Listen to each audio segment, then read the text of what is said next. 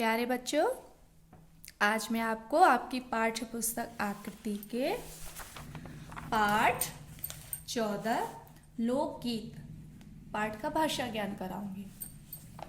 तो चलिए शुरू करते हैं। देखिए, हमारा पहला दिया है प्रश्न संख्या 5, वाक्यों में प्रयोग करो। अब देखिए, मैम ने कई बार करवा भी दिया है आपको कि वाक्यों में प्रयोग कैसे किया जाता है।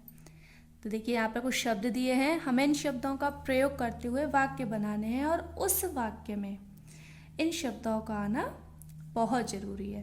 देखिए, पहला दिया है कल्पना। तो कल्पना शब्द को लेकर हम एक वाक्य बनाएंगे जिसमें हमारा कल्पना शब्द आना चाहिए। देखिए, यहाँ पे हम बनाते हैं, बच्चे परियों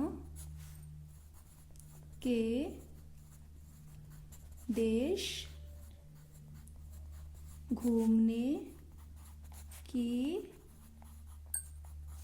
कल्पना करते हैं। देखिए, इसमें कल्पना शब्द आ गया ना हमारा। तो ऐसे ही आपको इन शब्दों का प्रयोग करते हुए वाक्य बनाना है। अब देखिए, आगे दिया है हमारा प्रश्न संख्या 6, अनुस्वार या अनुनासिक लगाकर शब्द पूरे करो। देखिए, यहाँ पर कुछ शब्द दिए हैं। अब हमें इन शब्दों पर अनुस्वार और अनुनासिक का प्रयोग करना है। अब आपने व्याकरण में पढ़ा था कि अनुस्वार अनुनासिक क्या होता है। देखिए, अनुस्वार क्या होता है? अनुस्वार होता है हमारा जो हमारी अंग होता है ना, अंग से अंगूर, ये हमारा अनुस्वार होता है। और अनुनासिक होता है ऐसे, जिसे हम चंद्र बिंदु भी बोलते हैं, ये हमारा अनुनासिक होता है। अब देखिए, इन दोनों का प्रयोग करते हुए हमें शब्द शुद्ध लिखने हैं। जैसे कि अगर अनुस्वार का प्रयोग करना है तो उस वाले शब्द पर हम अनुस्वार लगाएंगे और जिस पर हमें अनुनासिक का प्रयोग करना है उस पर हम अनुनासिक लगाएंगे। देखिए, पहला शब्द दिया है हमें बांसुरी। अब बांसुरी पर क्या लगेगा, अनुस्वार या अनुनासिक? देखिए, अनुस्वार तो आपको पता है, किसी चीज़ के साथ जोड़ना, और ये होता है उसी चीज़ के साथ हमें बोलना होता है। तो ये यानी कि जो हमारा बांसुरी शब्द है, इस पर हमारा क्या आ जाएगा, अनुनासिक। तो हमारा क्या हो जाएगा, बांसुरी, है ना। अब ऐसे ही दिया है आपका जैसे सग्रह। अब सग्रह तो कोई शब्द नहीं होता, तो इसका क्या हो जाएगा, संग्रह। अब देखिए, बोलने में भी अलग अलग हो रहा है। इसको तो बोला हमने संग्रह, न की आवाज आई, हल्का सा न की आवाज आई, संग्रह। और ये जो बोला, इसको बोला हमने बांसुरी, यानी कि चंद्र बिंदु की आवाज आ रही है, बांसुरी, है ना। तो जो शब्द दिए हैं, इन शब्दों पर भी आपको ऐसे अच्छे से पढ़कर और समझकर अनुनासिक और अनुस्वार लगाने हैं आपको, ठीक है। अब देखिए, आगे दिया है हमारा प्रश्न संख्या 7 है, मूल शब्द व प्रत्यय अलग अलग करके लिखो। अब देखिए, हमने व्याकरण में पढ़े भी थे, उपसर्ग और प्रत्यय पढ़े थे आपने। उपसर्ग क्या होता है? उपसर्ग होता है किसी शब्द के आगे जुड़कर उस शब्द का अर्थ बदल देता है, वो उपसर्ग होते हैं। और प्रत्यय होते हैं किसी भी शब्द में पीछे की तरफ जुड़कर वो उस अर्थ को बिल्कुल बदल देते उस शब्द को। तो जो हमारा प्रत्यय है वो हमारा कहाँ पर लगेगा, शब्द के पीछे। अब हमें इसमें क्या दिया है, मूल शब्द और प्रत्यय अलग अलग करके लिखने हैं। देखिए, पहला दिया है हमारा शास्त्रीय। चलिए हम इस शब्द का अलग करते हैं, मूल शब्द और प्रत्यय को अलग करते हैं। शास्त्रीय में मूल शब्द लिखेंगे पहले शास्त्र, ठीक है, ये हमारा मूल शब्द हो गया। अब बचा क्या इसमें, ईय, तो यहाँ लिखेंगे हम ईय। ईय हमारा क्या हो गया, प्रत्यय। तो शास्त्र और ईय मिलाकर क्या बनेगा हमारा, शास्त्रीय, ठीक है। तो ये तो आपको अच्छे से आते होंगे। तो इन शब्दों में से आपको पहले तो मूल शब्द लिखना है, फिर उसके बाद आपको क्या लिखना है, प्रत्यय। तो ये आपको खुद से पूरे करने हैं। अब देखिए, प्रश्न संख्या 8 दिया है, समानार्थी शब्द लिखो।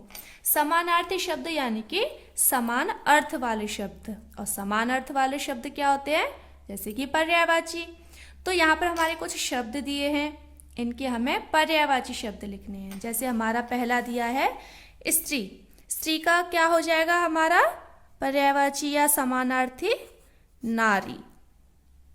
ठीक है, तो आप तो बहुत अच्छे बच्चे हो, समझदार हो, तो आप तो अच्छे से कर सकते हो। छोटे छोटे से शब्द दिए हैं, पहाड़, जंगल, राजा, इनके तो आप पर्यायवाची बड़े अच्छे से कर सकते हो। अब दिया है आगे देखिए प्रश्न संख्या 9, विलोम शब्द लिखो। देखिए यहाँ पे कुछ शब्द दिए हैं, हमें इनके विलोम शब्द यानी कि उल्टे शब्द लिखने हैं। पहले दिया है हमारा ताजा। अब हम ताजा का क्या करेंगे विलोम? बासी। बासी यानी कि बोलते हैं ना रात का रखा हुआ, बासी। तो आगे के जो शब्द दिए हैं इन्हें आपको ऐसे ही पढ़ के और अच्छे से समझ के उनके विलोम लिखने हैं। अब देखिए प्रश्न संख्या 10 दिया है लिंग बदलो। अब यहाँ पर कुछ शब्द दिए हैं जिसमें से हमारे कुछ शब्द तो स्त्रीलिंग है और कुछ शब्द हमारे पुल्लिंग हैं। तो जो स्त्रीलिंग शब्द हैं उनको हमें पुल्लिंग में बदलना है और जो पुल्लिंग शब्द हैं उन्हें हमें स्त्रीलिंग में बदलना है। देखिए यहाँ पर पहला दिया है स्त्री। स्त्री हमारा क्या है? स्त्रीलिंग शब्द है, तो इसका पुल्लिंग क्या हो जाएगा? पुरुष, है ना। ये तो आप बहुत अच्छे से कर सकते हो, ये तो आपने बहुत किया होगा और बहुत अच्छे से भी कर सकते हो उनको आप। तो शब्द दिए हैं, इनके आपको ऐसे ही खुद से इनके लिंग बदलने हैं। तो आगे चलिए देखते हैं प्रश्न संख्या 11, शुद्ध रूप लिखो। अब शुद्ध रूप यानी कि ये शब्द जो दिए हैं ये अशुद्ध शब्द हैं। अब हमें इनका शुद्ध रूप लिखना है। पहला दिया है लोकप्रिय, लोकप्रिय। अब लोकप्रिय कोई शब्द होता है? नहीं। लोकप्रिय क्या होता है? कुछ नहीं।